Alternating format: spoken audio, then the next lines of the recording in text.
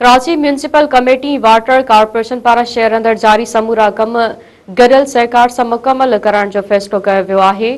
Mayor Murtaza Wahab की सदारत हेठि वाटर कॉर्पोरेशन ऐं केएमसी जे अमलदारनि विचमी आला सतही इजलास थियो, जंहिंमें शहर अंदर जारी समूरनि मंसूबनि खे गडियल मंसूबाबंदी तहत मुकम्मल करण ते इत्तफ़ाक़ कयो वियो।